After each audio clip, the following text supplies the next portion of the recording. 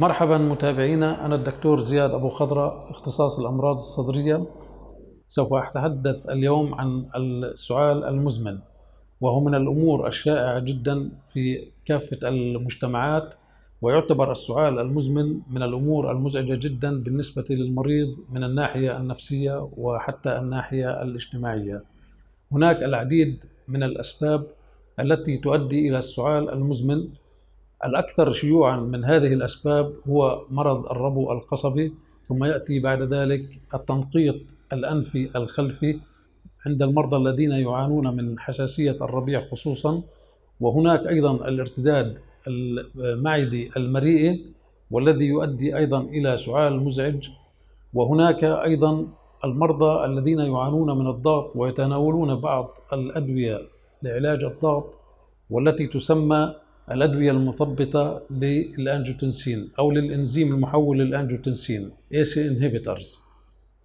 نسبة كبيرة من هؤلاء المرضى أيضا يعانون من السعال المزمن، كما أن هناك المرضى المدخنين الذين يعانون أيضا من سعال مزمن خصوصا في الفترة الصباحية.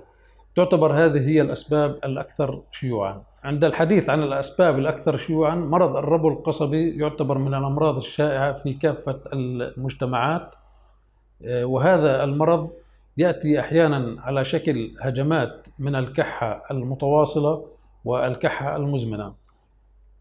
من مسببات هذه الهجمات هو تعرض المريض مثلا للروائح القوية، كما أنه في بعض الأحيان يتعرض مثلا للغبار أو للهواء البارد، مما يؤدي إلى هجمات مزعجة جدا من الكحة، فالمريض يستمر بالكحة حتى الوصول أحيانا إلى التقيؤ.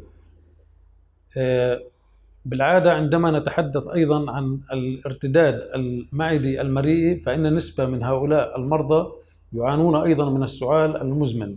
عندما يقوم المريض مثلا بتناول طعمة دسمة من وجبة دسمة من الطعام ثم يذهب إلى النوم، يحدث هذا الارتداد المعدي المريئي، مما يؤدي إلى سعال يصحيه من النوم، وأحيانا أيضا يؤدي إلى زيادة أعراض الربو عند هؤلاء المرضى.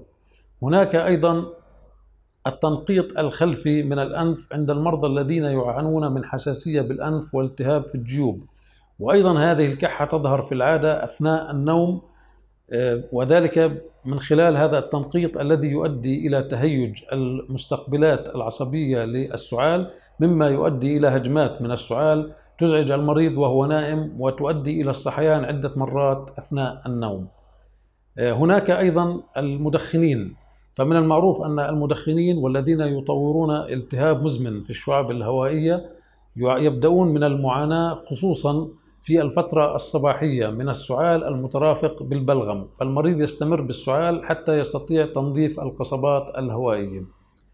هناك أسباب بالتأكيد هي أقل شيوعا في تسبيب الكحة أو السعال المزمن، كما هي مثلا التجوفات القصبية، وكما هو إذا تواجد عند المريض مثلا لا سمح الله ورم أو كتلة في داخل الرئة قد تكون ذات طبيعة سرطانية.